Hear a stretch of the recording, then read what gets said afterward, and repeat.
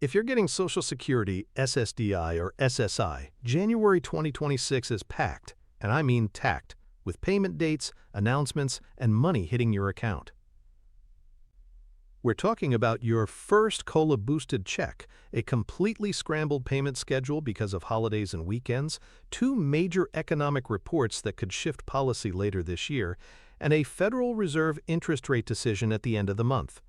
I've been covering benefits and policy changes daily for years, and January always kicks off fast. But this year there's a specific combination of timing issues that could leave you wondering where your money is if you're not watching the right dates. So here's what most people miss. SSI recipients are actually getting two payments this month, and if you're on Social Security with a birthday in a certain range, your check might arrive a day earlier or later than you expect. Let me walk you through the entire month so you know exactly what's coming and when. Let's start with what already happened. SSI beneficiaries got paid early. If you're one of the roughly 7.5 million people on SSI, your January payment arrived on December 31, 2025, New Year's Eve. That wasn't a mistake. January 1st is a federal holiday, so the Social Security Administration moves the payment to the last business day of the prior month. That check included your new COLA increase, so it was higher than what you got in December. The maximum SSI benefit for 2026 is around $967 for an individual and $1,450 for a married couple, both up from last year. If you didn't notice that deposit and you're sitting around waiting for money on January 3rd, it's not coming. It already came. This happens every single January, and it confuses people every time, so if you're on SSI, you already got your January money. Mark it down, budget accordingly, and don't double spend thinking another check is on the way. Now here's the bonus. SSI recipients are getting paid again on January 30th, 2026. That's because February 1st falls on a Sunday. So you're getting two SSI payments in January. One that already hit on December 31st, and another one coming January 30th. That second payment is technically your February money arriving early. It's not extra, it's not back pay, it's just the normal schedule shifting because of how the calendar lines up. But if you're budgeting month to month, it's worth knowing you've got two deposits coming into your account this month. Now let's talk about Social Security retirement, SSDI, and survivor benefits. The payment schedule is all over the place this month. Most people on Social Security get paid based on their birth date. If you were born between the 1st and the 10th of the month, you get paid on the second Wednesday. Born between the 11th and the 20th, third Wednesday. Born between the 21st and the 31st, fourth Wednesday. But there's a small group of people who don't follow that schedule.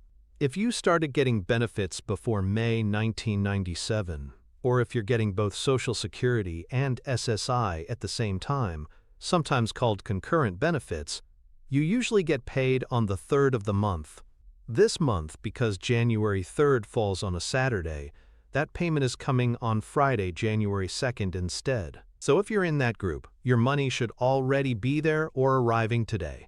For everyone else, here's the breakdown. January 8th, second Wednesday. If your birthday is between the 1st and 10th, this is your day. This is your first COLA-boosted Social Security check of the year. January 15th, third Wednesday. Birthday between the 11th and 20th. Same deal. COLA increase included. Medicare Part B premium deducted if you're enrolled. January 22nd, fourth Wednesday. Birthday between the 21st and 31st. Your COLA raise is in there, but so is the Medicare premium hike. Here's the part that catches people every year. The COLA sounds great until you realize the Medicare Part B premium went up too. The standard premium for 2026 is higher than 2025. So if your Social Security went up by, say, $40 because of COLA, and your Medicare premium went up by $10 or more, your actual take-home increase is smaller. It's still an increase, but it's less than the COLA headline number makes it sound. And if you're in a higher income bracket, your Medicare premium might be even higher because of something called IRMAA, Income-Related Monthly Adjustment Amount. That can push your premium up to $200, $300, even $600 plus a month, depending on your income from 2 years ago. If that applies to you, Your COLA raise might get completely wiped out, or even leave you with less money than last year. It's rare, but it happens, and it shocks people when it does. Beyond payments, there are two major economic reports coming out this month that actually matter for your benefits. On January 10th, we're getting December's jobs report from the Bureau of Labor Statistics. This tells us how many jobs were created in December and what the unemployment rate looks like. Why does this matter to you? Because a strong jobs report signals a strong economy, which influences whether lawmakers push for more benefits, stimulus, or cuts. It also affects the Federal Reserve's thinking on interest rates, which we'll get to in a second. December is usually a big month for seasonal hiring. Retail, shipping, hospitality, all of that. If businesses hired aggressively for the holidays, that's a good sign. If they didn't, it suggests they weren't expecting strong sales, which could mean the economy is cooling. Either way, this report gives us the first real snapshot of where things stand heading into 2026. Then on January 14th, we're getting December's inflation data. This is the Consumer Price Index, or CPI. It measures how much prices went up or down compared to the prior month and the prior year. December is usually a bit more inflationary because demand spikes around the holidays. More people buying things, more competition for goods, prices tick up. Here's why this one stings a little. The COLA you just got was based on inflation data from the third quarter of 2025. If inflation stayed high or went higher in the fourth quarter, that means your COLA raise isn't keeping up with actual price increases. You're still losing purchasing power, just at a slower rate. It's frustrating, but it's worth watching because it tells you whether your grocery bill and rent are actually going to feel easier this year or not. And then we've got the Federal Reserve meeting at the end of the month.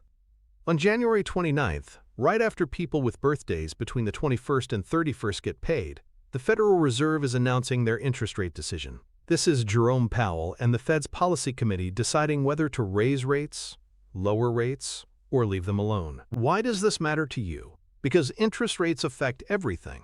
If the Fed raises rates, borrowing gets more expensive, which slows down the economy but also fights inflation. If they lower rates, borrowing gets cheaper, which boosts the economy but can let inflation run hotter.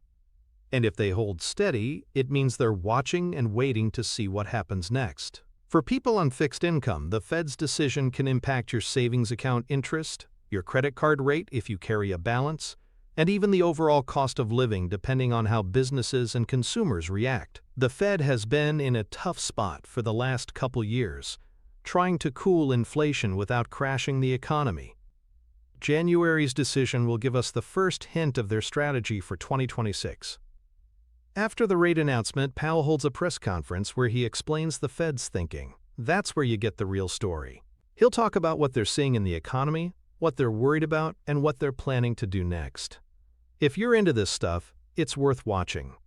If you're not, just know that the decision will ripple through the economy over the next few months, and it'll show up in your bills and your bank account one way or another. Here's something that doesn't get talked about enough.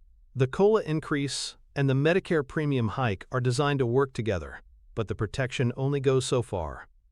There's a rule called the hold harmless provision. It says that if you're already getting Social Security and Medicare, your Medicare Part B premium can't go up by more than your COLA increase. In other words, your Social Security check can't shrink because of a Medicare premium hike. That sounds protective, and it is for most people, but it doesn't apply to everyone. If you're new to Medicare in 2026, if you're paying your Part B premium separately instead of having it deducted from your check, or if you're subject to IRMAA because of higher income, the hold harmless rule doesn't protect you.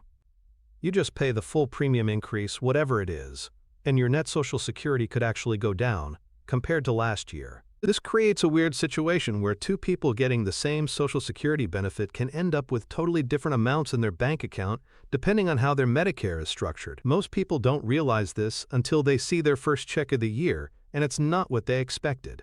If that's you, if you're new to Medicare or you're in an IRMAA bracket, just be ready for the math to feel off. It's not a mistake. It's just the way the system works. All right, Let's pull it all together. Here's what's happening in January 2026. If you're on Social Security, SSDI, or SSI, SSI recipients already got paid on December 31st. That was your January money, with the COLA included. You're getting paid again on January 30th for February, so you've got 2 deposits this month. Social Security and SSDI recipients are getting paid based on birth date. January 8th if you were born between the 1st and 10th, January 15th if you were born between the 11th and 20th, and January 22nd if you were born between the 21st and 31st.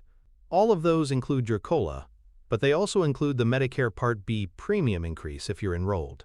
Your net raise is smaller than the COLA percentage once that premium comes out. We've got 2 big economic reports coming: December jobs data on January 10th and December inflation data on January 14th. Both of those will tell us where the economy is headed and whether your COLA is actually keeping up with rising prices. And on January 29th, the Federal Reserve is announcing their interest rate decision, which will influence everything from your credit card rate to your savings account to the overall cost of living for the rest of the year.